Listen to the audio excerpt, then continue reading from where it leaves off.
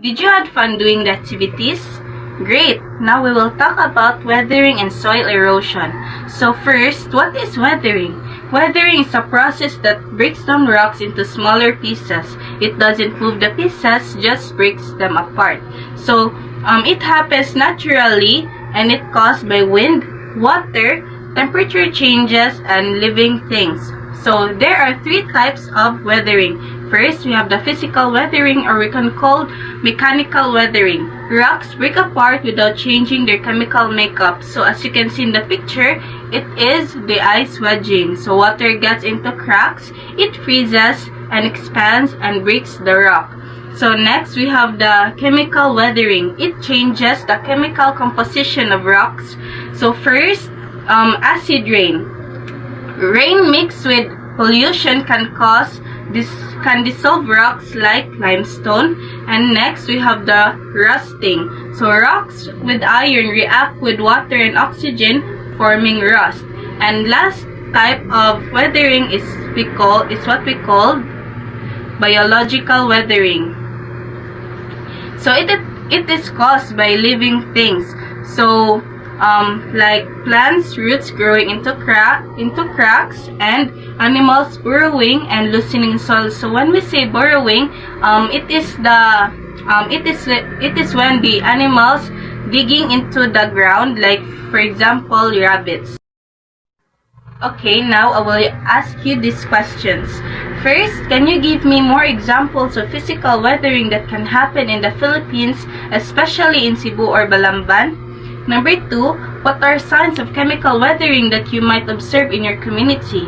And number 3, how do plants and animals cause biological weathering in your area?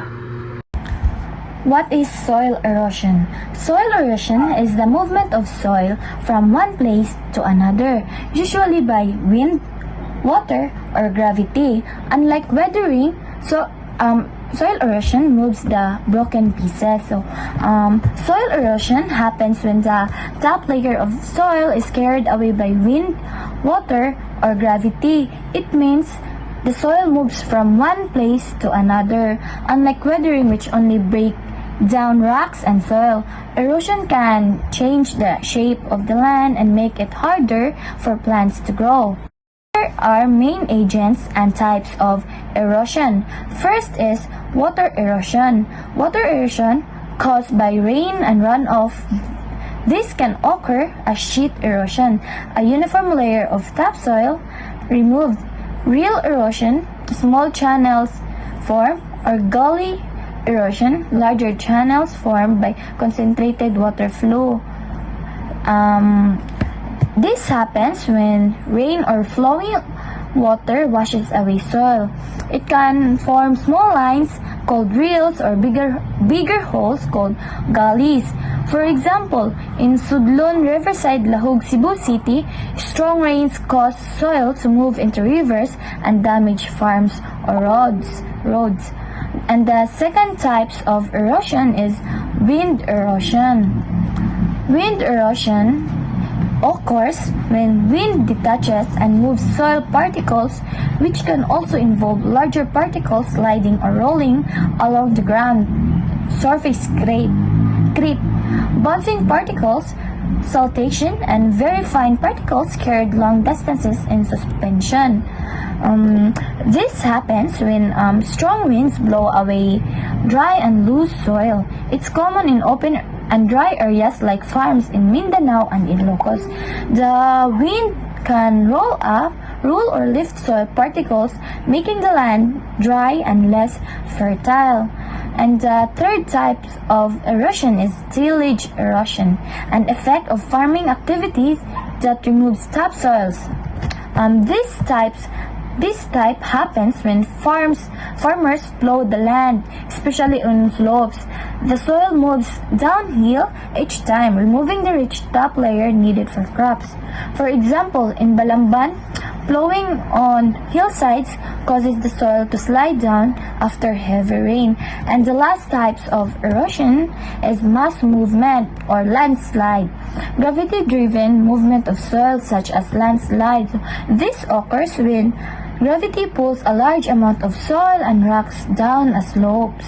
So for example, in the 2018 Naga City's landslides in Cebu, where heavy rain and weak soil caused part of the mountain to collapse. Questions. What type of erosion is most common in your area? Second, why do landslides happen in mountain areas like Naga City, Cebu? Third, how can farming cause erosion?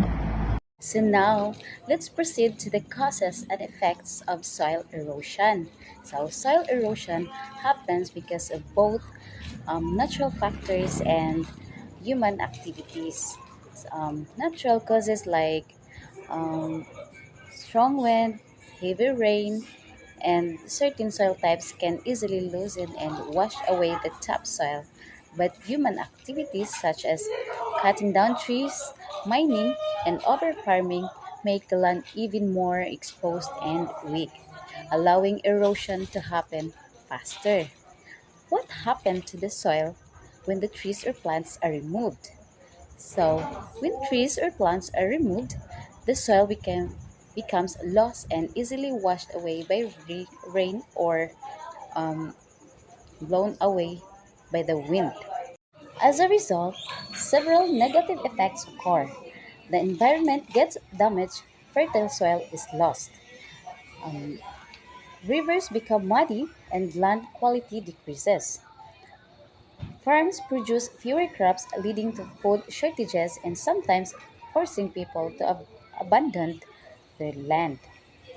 The eroded soil also pollutes rivers and lakes, carrying harmful chemicals that affect water life. In the end, the loss of plants and animals reduces biodiversity and harms the balance of nature.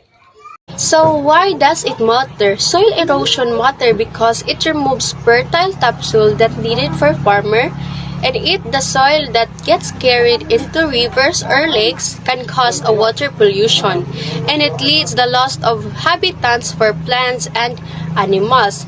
But soil erosion can also play an important role in nature because it shapes and forms a new landforms, and it moves the nutrients from one place to another. So how can we prevent soil erosion? Number one is planting trees and grass. So it helps to keep the soil in place because the roots holds together and keep it from being washed or bloom away. Second is terracing. Building step or a slope helps to slow down water, reducing soil loss and making the land more easier to farm. Number three is using mulch or cover crops. So it helps for keeping the soil moist and protecting it from heavy rains and strong winds. Number four is building retaining walls or barriers. So it helps to stop the soil from sliding. We have a real life example here in the Philippines. The first one is a chocolate hill. So this hill is formed by weathering and erosion over 1,000 years. The second one is the Mayun volcano slope. So erosion affects farmers and safety during rainy season. You have knowledge about weathering and soil erosion, you will do an activity called My Erosion Action Plan, and you will answer generalizing questions that sums up your understanding about weathering and soil erosion. You will write your answers in a sheet of paper. Instructions. First, think one small thing you can do to help prevent soil erosion. Examples, planting, recycling, spreading awareness. Number 2, write a short paragraph, 5 to 6 sentences explaining what will you do, why it helps, and how you will do it. Reflection prompt, how does your action show care for the environment?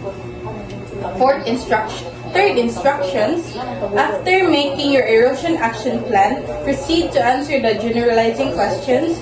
Fourth instruction, after answering, take a clear photo of your work, and lastly, upload the photo to the Google Drive provided by your teacher.